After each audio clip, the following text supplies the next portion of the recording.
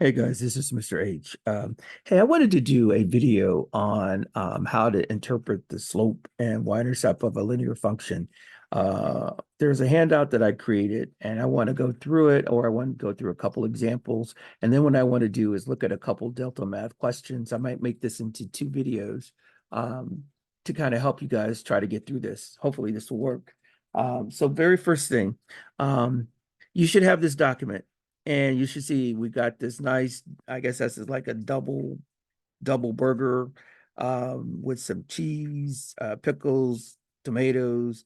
I think there may be onions on it, but um, basically the equation that they gave us is it says, let me just read this. It says the function below shows the total cost of a hamburger with a different number of toppings. Toppings stand for are represented by the variable t. The total cost is represented by h of t. So this is the total cost,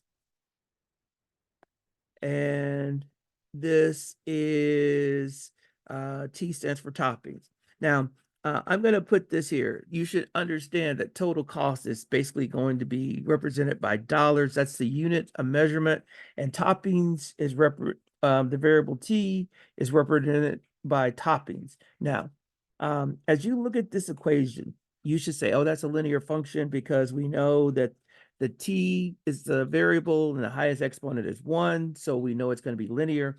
Another thing that we should know that automatically the slope is going to be whatever the coefficient of the variable is, so it's going to be 140, and b stands for the y-intercept. So for b actually is 550, and that's the y-intercept.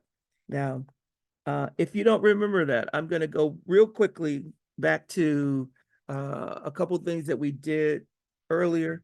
So whenever you see something in this format, y equals mx plus b, or if it's f of x equals mx plus b, whatever the coefficient of the x term is, that's always the slope.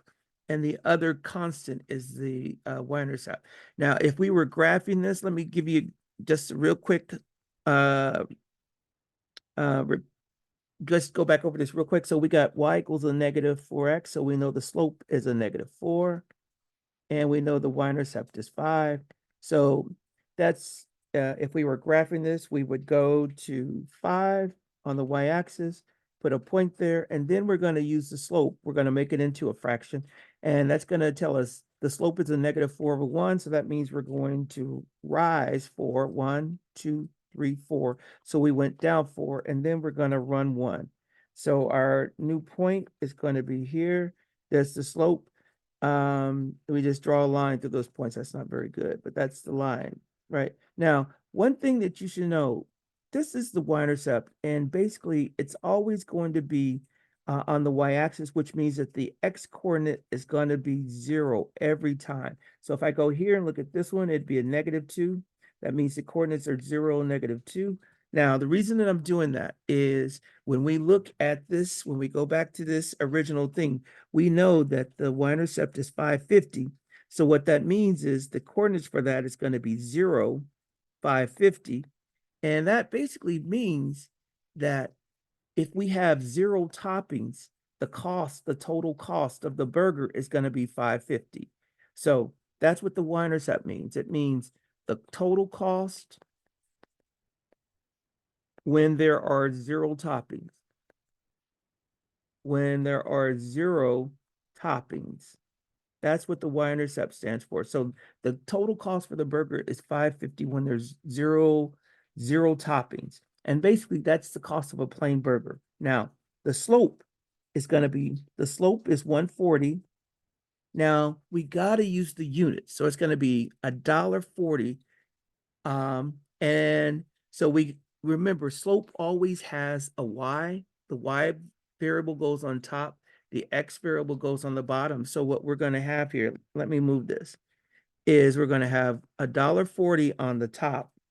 And then it's going to be divided by the x variable, which is toppings on the bottom. So what this is saying is if we add 1 topping to the burger, the total cost goes up by $1.40. So that's what the slope is. The slope is actually 140.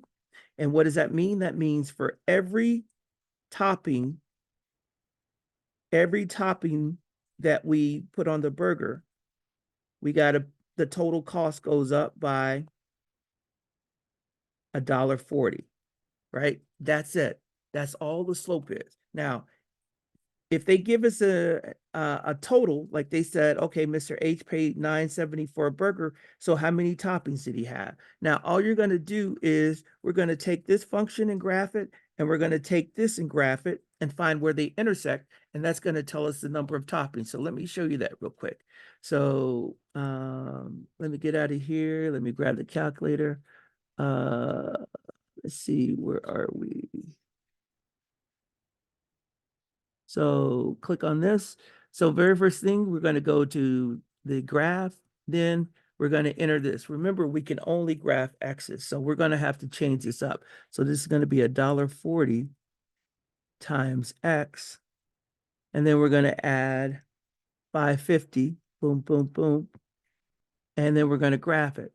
Now, I want to show you something. If we do menu 51, it takes us to the Y-intercept and it tells us that there are 0 toppings because that's the X value, and we paid $5.50. So that's what we expect. Now, if we want to find the total toppings for 970, we're just going to put 970 in. That's the Y value. That's the total cost, right?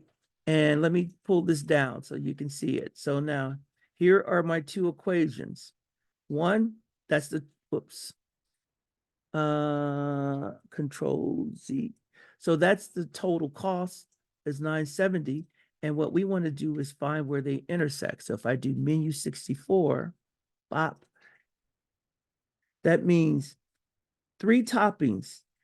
If we added 3 toppings to our burger, it's going to cost us 970. So that's the answer for this. So if we go back to this, we would say Mr. H had 3 toppings on his burger.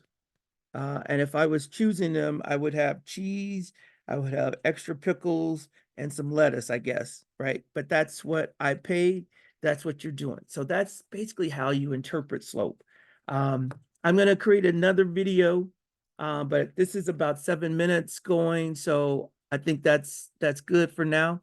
So I'm going to stop this and post it.